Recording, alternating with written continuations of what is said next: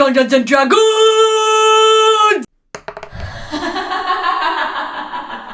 We're going to be doing the D&D tag created by Ginny D. This tag serves as a hub for every common Dungeons & Dragons related question that gets thrown around. I'll link all that you need to know about the D&D tag in the description. Let's get on with the questions. What was your first D&D character? This one, I think I mentioned it in my video that I first made when I first played Dungeons & Dragons. This character was Zara Boulder Peak.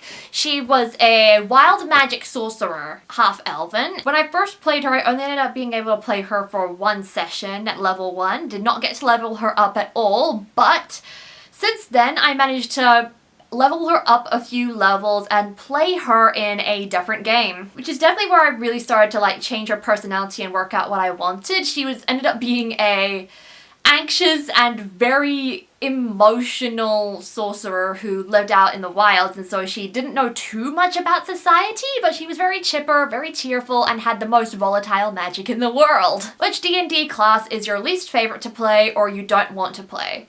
For me, that would be Fighter. This is mainly because when I look at Fighter, even some of the subclasses that there are, Fighter is very, very vanilla. And I usually like to create a very imaginative kind of concept around the characters that I make. And so far, Fighter hasn't had any standout options for that. A fighter's just a dude that fights. All the other classes, they've got like some kind of subclass that I think, ooh, I could create something really, really cool out of that. But like, not the fighter, because it's so vanilla. I mean, I do enjoy a good vanilla ice cream, but I don't like my D&D characters to be vanilla. I really like to give them a lot of personality, and I just can't see that with the fighter. Especially considering I try to use the class or the subclass to make up a lot about a character when I make them. What D&D spell would you most want to have in real life? I thought for quite a while about this one, and I settled on message. This could just be me being a communication student or something, I don't know. Just the ability to communicate with someone across the room. Not only is it very resourceful and you can do like a lot of things with it, you can also do a lot of very tricky little pranks and stuff as well. Like those like TV shows where they like have an earpiece in your head and they tell you everything to do. You could just do that like on a regular basis and the earpiece would be completely hidden. And also I'd love to just make people think that they've gone insane as I like whisper in their heads, kill, kill, kill, or something like that. It makes me seem like such a bad person. Message has got like the perfect parts of utility and mischief for me, so that's something I really want to go for. What's your favorite D&D monster? I have no idea what the veterans of Dungeons & Dragons are going to say about my choice for this, but I really, really like the succubus. For those who are unaware, the succubus or the incubus is basically a fiend, which is like sexy, and it kills people by kissing them. So basically you can like mind control people and like tell them to do their orders and what have you. That's just a big yes for me. Mind control villains are like one of my favorites, so a mind control monster is that. For some reason, I kind of like the villains even more when they've got like some kind of alluringness to them. Like, they look so good, but they're so bad. And then, of course, fiends and devils. Like, I love a lot of the devil-related things in Dungeons & Dragons, which explains why I'm such a Tfling stan. What's your favorite NPC or villain that you have either encountered or created? For me, it'd be one that I created for a little DM training session that I've been doing with one of my friends. His name was Simeon, and he was basically a fortune teller, wizard kind of thing. And he basically like used his tarot cards to like predict people's futures, and then I had him create like this whole mind game which like would delve into backstories and he'd make connections to the future through those backstories. That, and like he also had a little scorpion familiar, which I loved the scorpion familiar. I think that was my favorite part about Simeon. And I just kind of like his attitude where he was like inquisitive but also like really, really chill. For me, that was just like up there. Has one of your characters ever died and what killed them? To the day that I'm filming this video, not yet, but oh god. This happened quite recently, like 3 days ago from the day I'm filming this, and so I'm still kind of scarred by it, but my level 1 Tfling sorcerer, she almost died to a river. A river was about to like have like gushing water coming through it, and she failed her athletics check to grab some hold of something and try and stop her from being thrown away in the river. She ended up taking 6 damage, which is exactly the number of health she had. She was level 1, so she only had like 8 hit points in total. She was unconscious, and the only healing the party had left was the paladin with 1 point of lay on hands. That's mental. I'm gonna be walking into the next session with everyone's healing wasted out, burnt out, and me on 1 hit point. I am very much in the mindset that she's going to die, but she does have her little Shadow Sorcerer function where if she does get unconscious again, she will wake up again at 1 hit point, and so I'm betting she'll only have to use that once. Please.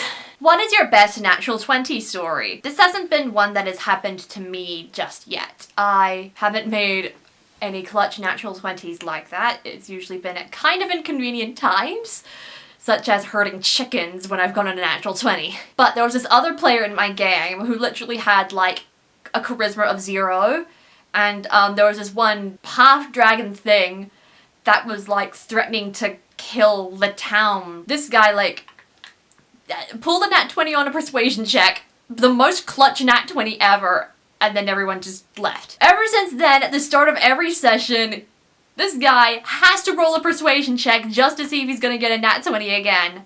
And then the very next session after, at the start of the session, he did. Yeah, that's something. That is, woo! What's your best natural 1 story? Okay, this one did happen to me. My bard was trying to use her disguise kit on one character to try and make her the character's eyes, his eyes, trying to make them look bruised and look like he had taken a beating without being down any hit points. Then the barbarian who had a vendetta against this character, who was a paladin, decided to actually start punching this guy in the face. 1 punch and I was just like, stop. Another punch, okay, I'm going to have to intervene. I roll a nat 1 and I end up having to like secondary slap the paladin in the face. Oh boy. That was something I definitely didn't want to happen. It was a dexterity save. Bards, proficient in dexterity saves. Why did this happen? Oh gosh. What's the highest level you've ever played a character to? This would again be Zara, when I transferred her over to another game. I've only played her up to a level 9. This is mainly because I've had a lot of campaigns that have either gone on for a very long time, they've been stop and start, or just one-shot type things. Zara got up to level 9 before I had to leave that particular game. And yeah, she had some pretty powerful stuff then, had a lot of fantastic wild magic moments by the time that ended up happening, and had some very life-saving spells for the party, such as Slow. Slow is very much her best used one from that. What's your favorite magical item? This could just be me having an obsession with Curse of Strahd again, but I really like the Sun Blade, the Sun Sword, which is basically like a lightsaber, in short. A magical fantasy lightsaber that deals radiant damage. This could just be me being jealous of the lightsaber that my dad owns, and I'm one-upping him saying, here's a fantasy version, it is way cooler, you nerd. But I'm probably a bigger nerd than him. If you had an IRL alignment, what would you be? I'd like to think I'm neutral good. When I was younger, I was absolutely a lawful good. Like, 100% lawful good. Just like always following the rules. That was like the main thing that I would do. But now that I've been like growing up and trying to work out my grounds, I follow most of the rules now, but there's definitely some that I definitely like don't want to follow, or I definitely try to work around a lot. There's a fucking fly in here. Can you piss off? We can hear you in the camera. Oh my god, seriously. This is a bad time, Mr. Fly. Make an attack roll. For someone who has an AC of 25. Like seriously, this flies would have such a high armor class. Like, harder to beat than a beholder. Finally, if you had to take one of your characters, which would you pick? I'd go with Boris. He was a traveler with a caravan, and when I created him, I just made him like generally like very welcoming and stuff like that. And he was just like ready to have a good time. I mean, that's like some of the qualities I look for in a guy. And also, he's got my type. He's got the black hair, he's tall, he's got the jawline, of course. I didn't intend to make him look like that, but it just kind of happened, and that's the kind of person I date. Is there a character that you want to play but you haven't got the chance to yet? Yes, there is. Since Tasha's came out with the new subclasses, I before wasn't that interested in clerics until the Twilight cleric came about.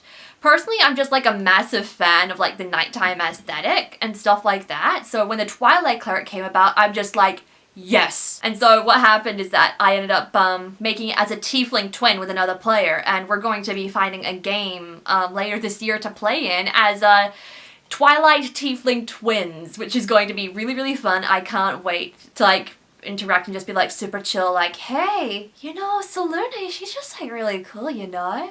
Why don't we just chill? We don't need to get so worked up.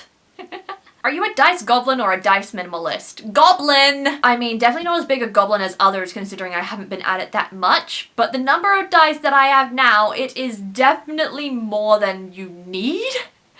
Usually like 5 sets maximum if it would be a dice minimalist. I do not have 5 sets. I'm probably up to 20 sets by now, and that's dwarfed in comparison to some of the other Dungeons & Dragons players that I've met. I'd be like a dice goblin baby.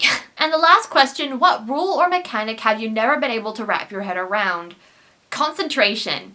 This is like the biggest concern for me when I do like start DMing proper, is I never know what number has to be rolled or beaten to like keep a concentration check. I only know that like if it's a high enough number then I'll be safe, but like I don't know myself when I come to DMing what number has to be rolled for concentration. It's just like, oh my god. I cannot wrap my head around that. I'm gonna have to look at the player's handbook or the DM's guide or wherever I found it.